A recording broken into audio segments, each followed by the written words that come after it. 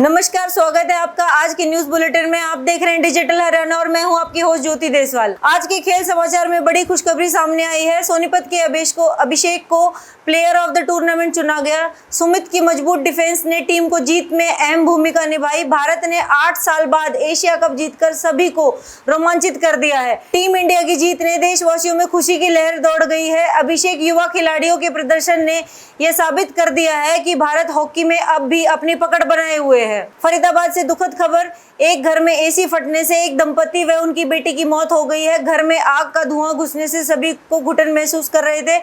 घुटन के दौरान बेटे को खिड़की से कूद गया, जिससे उसके हाथ पैर टूट गए। परिजनों ने उसे अस्पताल में भर्ती कराया और पुलिस मामले की जांच कर रही है। हरियाणा के मुख्यमंत्री ने पंजाब के सीएम से 20 मिनट की मुलाकात की। मुख्य विषय था बाढ़ के हालात और जरूरतमंदों की मदद। दोनों नेताओं ने प्रभावित इलाकों का जायजा लिया और राहत देने का भरोसा दिया। वहीं सांसद दीपेंद्र हुड्डा ने हांसी और आसपास के दर्जन भर गांवों का दौरा किया। उन्होंने जल प्रवाह से प्रभावित इलाकों में किसानों और ग्रामीणों की समस्याएं सुनी। हुड्डा ने कहा कि प्रशासनिक लापरवाही के कारण यह हालात भयावह हुए हैं। उन्होंने सरकार से राहत पैकेज और मुआवजे की भी मांग की है। साथ ही पानी की निकासी, ड्रेन की सफाई और जरूरी उपकरण तुरंत उपलब्ध कराने पर जोर दिया। पलवल में नेशनल हाईवे 19 पर हादसा हुआ।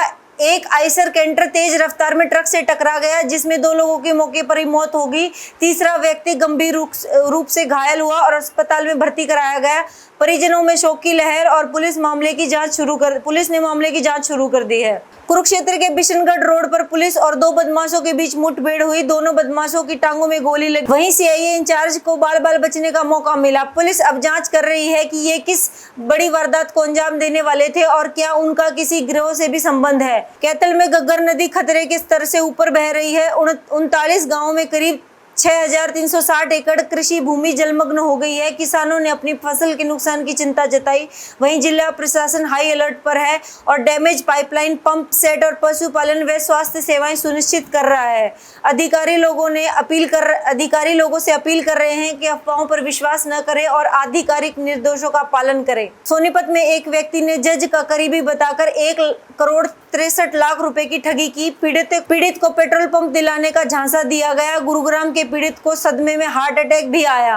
पुलिस मामले की जांच कर रही है। सोनीपत में स्विमिंग पूल में डूबने से एक बच्चे की मौत हो गई है। 180 रुपए इकट्ठे करके वह नहाने गया था, लेकिन पूल संचालक ने 40,000 की कीमत तय कर दी। परिजन हादसे से शोक में है और जांच जारी है। रोहतक में पति की सुसाइड के मामले में पत्नी दिव्या की चार्जशीट सामने आई है। उसने कबूला कि गुस्से में कहा था कि मर जा, जिसके बाद पति ने फांसी लगा ली। इसके साथ ही उसने कांस्टेबल्स के साथ संबंध भी स्वीकार किए हैं।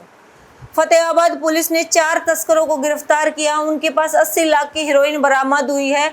पुलिस को शक है कि ये पंजाब से स्विफ्ट कार में ड्रग्स लाकर उसे बॉर्डर पर बेच रहे थे। इनेलो सुप्रीमो अभय चौटाला ने संकेत दिए कि रोहतक में बड़े नेता मंच पर दिखाई देंगे। भूपेंद्र हुड्डा को उन्होंने सबसे बड़ा वोट चोर बताया है, जिससे राजनीतिक हलचल तेज होती नजर आ रही है। हरियाणा की महिला और पुरुष टीम ने ओपन वाटर पोलो प्रतियोगिता में गोल्ड मेडल जीता। खत्री ने कहा कि लक्ष्य अंतरराष्ट्रीय स्तर पर खिलाड़ी तैयार करने का है। अब बात करते हैं आज के दिन के इतिहास की। वर्ल्ड हिस्ट्री में 8 सितंबर 2022 को ब्रिटेन की महारानी एलिजाबेथ द्वितीय का निधन हुआ, जिसके बाद उनके बेटे चार्ल्स तृतीय ने गद्दी संभाली। 1943 में आज ही के दिन द्वितीय विश्व युद्ध के दौरान इटली ने मित्र देशों के सामने आत्मसमर्पण किया, जो युद्ध के महत्वपूर्ण मोड़ लाने के रूप में माना जाता है। 1974 में आज ही के दिन अमेरिकी राष्ट्रपति जेराल्ड फोर्ड ने पूर्व राष्ट्रपति रिचर्ड निक्सन को वाटरगेट कांड के भागीदारी के आरोप से माफ किया था। भारत में 8 सितंबर को घटित हुई घटनाएं। 2006 में मालेगांव महाराष्ट्र में हुए बम विस्फोटों में कई लोग मारे गए थे, जो आतंकवाद की गंभीर घटना मानी जाती है। 1790 में आज ही के दिन लॉर्ड एडवर्ड एलन बैरो, जो भारत के गवर्नर जनरल थे, उनका जन्म हुआ था।